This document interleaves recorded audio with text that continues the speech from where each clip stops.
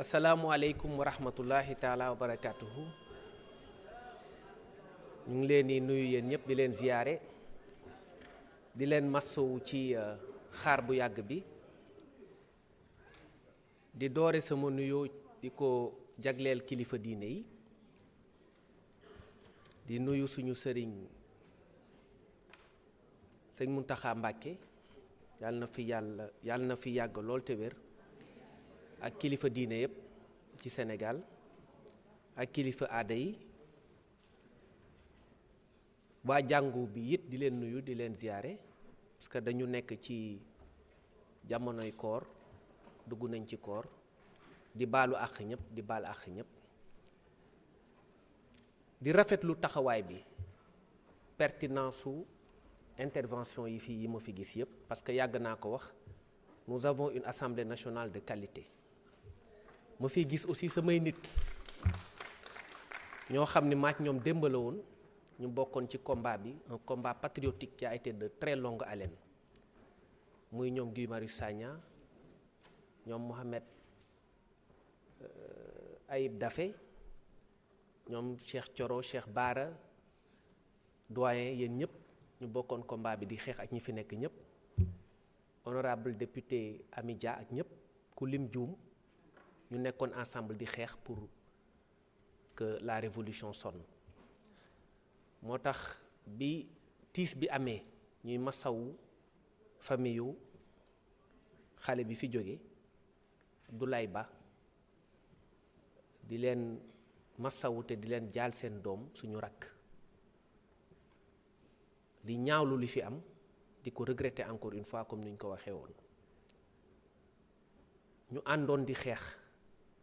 ñun ku ñu xam-xam ni nguur ubul suñu bopp moo tax bi loolu amee ñu bari di jam kilifa gi ne na dem na démissionner dama leen bëggoon wax ñëw leen jël parce que man yanuwuma nguur loolu lañ jàng ñun ci Sonko nous avons un rapport très distant avec le pouvoir booy daw di ut nguur ñun duñu ci fekk parce que lu ñuy def pour ñun c'est la continuité du combat patriotique nous voulons servir notre pays te xaaruñu ci dara en contrepartie loolu lañ gëm loolu la ñuy dund ñu xam nañ ne loolu lañ gëm loolu la ñuy dund ñu respecter avis yëpp nag opinion yëpp malgré parfois critiques yi nga xamante ni c'est acerbe wax naa ko mais ça entre dans le cadre normal de l'expression démocratique c'est ça aussi la vie démocratique il faut que ñu nangu loolu boo nekkee ci kanam da ngay yaatu ginnaaw li sëñ bi doon wax naan booy jiite da ngay fay lempo yi nag mooy wax ju sew jeeg saaga yeeg yépp dañ koy nangu amul benn problème ñun lu ñuy def rek mooy focus ci suñu liggéey jéem a servir suñu pays loolu rek moo ñu intéressé question yi am na solo débat yi c'est de haute facture wax ngeen ko loi bi c'est une loi révolutionnaire parce que jaar nañ fi ci ay jafe-jafe yu bari déggoon nga yi fi amoon jamono jooju ay ndaw lañ woon ñu tuddee woon calo bleu ñu jógee fa ñu ñëw ci les marrons du feu ak yeneen yi nga xamante ni dañ ko doon organiser ci day mel ni genre clandestinité bu ñuy def au cœur du pouvoir ñu ñëw nag ñun organiser lépp parce que ñun dañu gëm ni dëkk dañ koy organiser dañ koy defar loolu moo sabab loi yi nga xamante ni day leeral les activités yi nga xamante ni sécurité privée lay renvoyer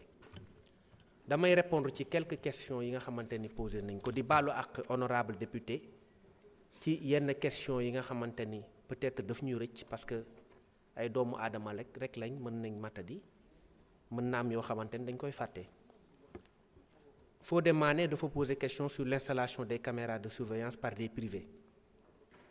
xam ngeen ni la collecte des données à caractère personnel ci wàllu caméra yi dafa am benn loi boo xamante ni ñu ngi koy tuddee la loi portant protection des données à caractère personnel foofu dafa am organe bu ñu naan CDP boo xam ne day am un rôle à jouer un rôle régulateur parce que du noonu la neex rek ngay installer caméra da nga war a am dispositif boo xam ne da nga war a am autorisation ba pare dafa am zone yoo xamante ne da nga koy installer pour ne pas porter atteinte à la vie privée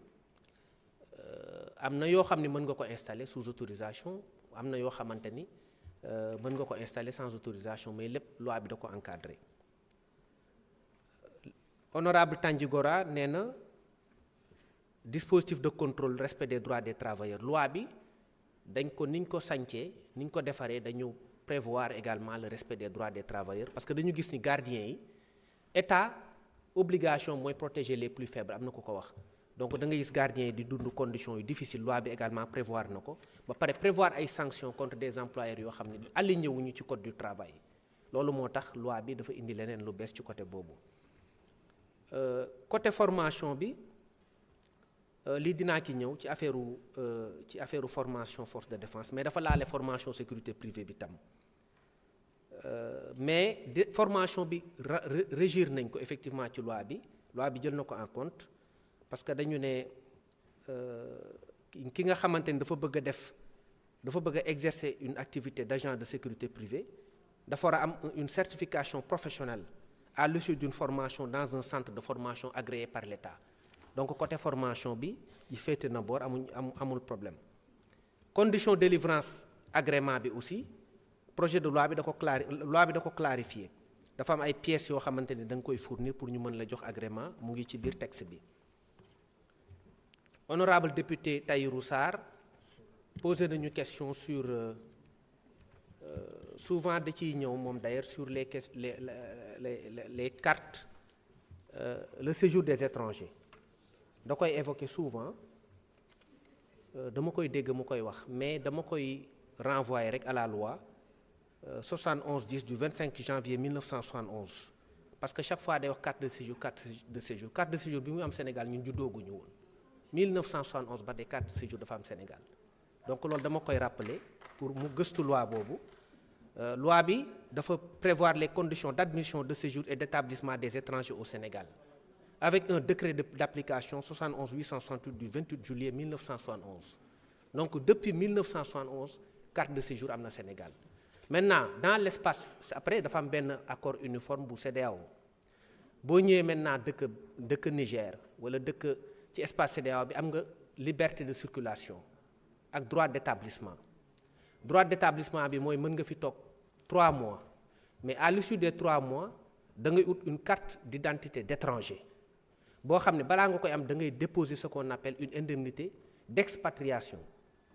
pour dellu boo bëggee dellu, maanaam boo fi nekkee en situation irrégulière pour ñu delloo la da ngay déposer une indemnité boobu nag bariwul, defe naa ëppul 10 000 francs, bariwul. Donc loolu lañ bëgg a yokk bu boobaa, parce que temps boobu dañ ko aligné ci billet d'avion yi wala billet de retour yi, indemnité boobu rek la ñuy yokk. Suñ ko yokkee su boobaa dina mën a permettre par exemple un Américain wala keneen peut payer, wala quelqu'un qui est ressortissant de l'espace CEDEAO peut payer au moins 1 million ba 2 millions wala 3 millions, montant yoo xam ne ça permet de renflouer les caisses de l'État. Ba pare boo nekkee en situation de séjour irrégulier ñu mën la expulser à tes frais. Donc loolu rek la. Donc loi bi depuis 1971 am na sur le séjour des étrangers. Sur la question des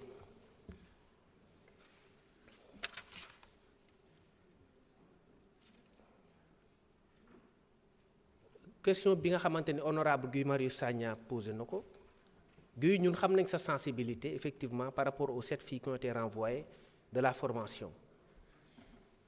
Le renvoi des 7 agents de police fait suite à une violation des textes régissant les formations de la direction de la formation de la DGPN